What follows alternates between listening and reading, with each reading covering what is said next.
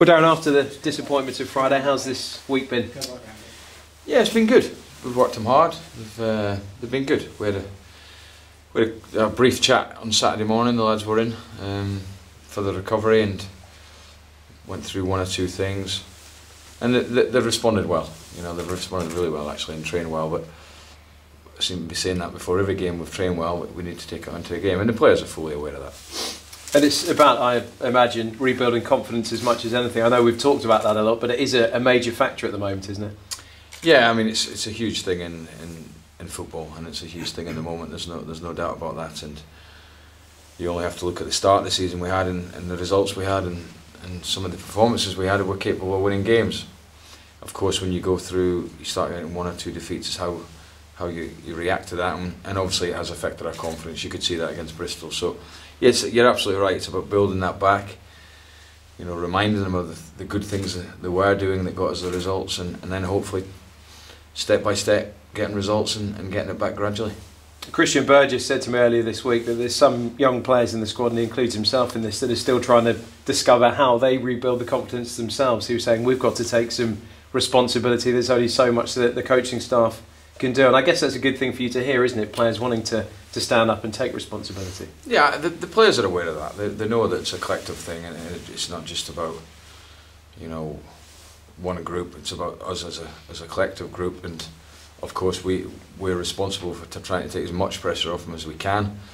It's part of our role and our job, and we accept that responsibility. But they're giving everything. I feel the players, they really are, and you know, every day in training, I said it before, even in every game.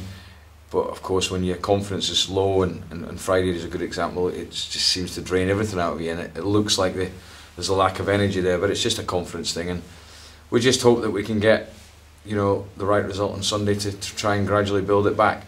I do believe the cup games come at just the right time. I think a cup can bring a totally different sort of edge to a game, and I'm glad it is a cup match on Sunday.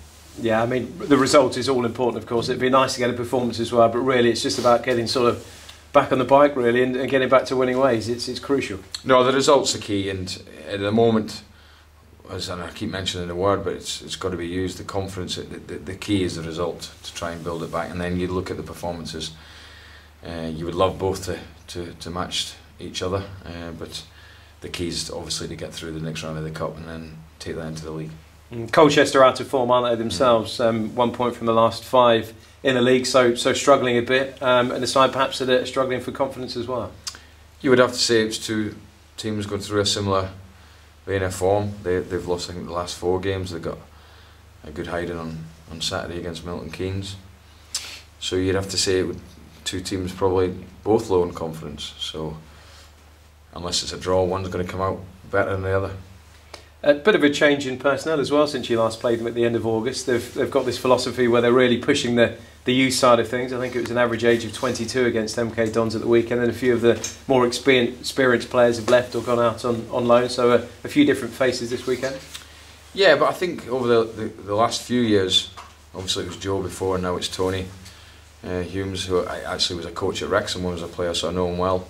I think they've gone down the path of trying to develop their own young players. They've spent, in fact, I think the budget for the youth is larger than the one for the first team. So they've set a precedent there, and it doesn't surprise me the way they're doing it. They've got a lot of good young players, as we have. So, you know, it's obviously who comes out best on Sunday, and hopefully us. Yeah, I was going to say, is it a setup that you admire? They've obviously taken that stance and they're really trying to push it. Yeah, I do. I mean, I think budget-wise and everything comes into it, but I think they've taken the route that they want to develop their own young players. It's not dissimilar to ourselves. We're probably as young as we have been for a long time at the moment, squad-wise, but it's a formula that can work, as we've shown, and it's something that I think you've got to respect. And we've talked a bit before, haven't we, about your record of getting into the third round. It's a good record. Obviously, you want that to continue, and then try and get a big tie afterwards as well. You haven't always managed to get that, and it'd be nice to get one of the big boys if you can get over this hurdle. Well, it'd be great if you got through. That gives everyone a lift automatically, and then if you were to get one of the big ones, it would really give everyone a lift. So you need a bit of luck, obviously, in the draw. We haven't seemed to get that over the last few years, but obviously the first thing is to get through, and I think that will give everyone a lift anyway. And you know what a cup run can do because of the JPT last year. That was a catalyst, wasn't it, for a decent run of form? Yeah, and I think that's something that I will mention to the players in terms of we weren't going great in the league. We were hanging on a bit to the playoff positions, but it seemed to kick us on. I think it was a spur we needed at the right time, the JPT, and obviously we won that and we managed to get in the playoffs. But yeah, I think it's a good example to use. A cup run, no matter what cup it is, can actually get your season up and running again. How are you looking injury-wise? Is Maddison okay for the weekend, or are you going to rest that ankle for another week or so? He's doubtful, I would have to say. He's been ill actually. That's the main worry. He's got a virus and he's been in getting a little bit of treatment, but mainly he's been at home. So I would say he's doubtful because of that reason. His ankle's still not one. Well, it was pretty much 100%, I have to say, because I wouldn't have risked that on Friday night. It was more about his sharpness and everything that was. You were sort of risking a little bit. We knew he wouldn't be where he was when he got injured, but obviously the risk was if he took another knock on it, which he has done. But he's got both really. He's still a doubt with the ankle, but he's quite ill at the moment as well. And McCall Smith and Buteman obviously can't play, can they? Buteman cup tie and McCall Smith not permission to play, but McLean I think can feature, can't he? Yes, Aaron can play. So it leaves me with Craig missing. I've still got another 4 strikers to pick from. I've got other midfielders I can pick instead of Harry, but probably not a bad thing for Craig in the sense that he needs to get his sharpness with his training, so he would probably have 2 weeks training before Leighton Orient, and then I think obviously he'd be back to more of an edge to his game. Do you see Sunday as a chance for Erhan Öztürk to play more of a role and to really show what he can do? Yeah, I've got to look at everything now, and he's not done anything wrong, the boy. My opinion of him has never changed since the day I bought him. He's a very good player. He's been slightly unlucky in the formations we feel have been the best ones to play against other systems. I feel the diamond's probably the formation that would suit him most, and actually it's unusual for us. We have hardly played that this season. He can play in other formations as well, as we know. So yeah, he's definitely a possibility for Sunday. Yeah, that free role behind the front two would really suit him, you feel? Yeah, I think that's his best and ideal position, but you can't just pick a team for one player, as he's fully aware. So we're working on that, and I feel that, with the results and different things that have gone on, it's maybe time to give him his opportunity. Is it one of those where the importance of a pre-season can't be underestimated as well? Because time and time again you see players that, not here at all clubs, miss the summer through injury and then really struggle to find their sharpness and fitness really until midway through a campaign. Does that apply here?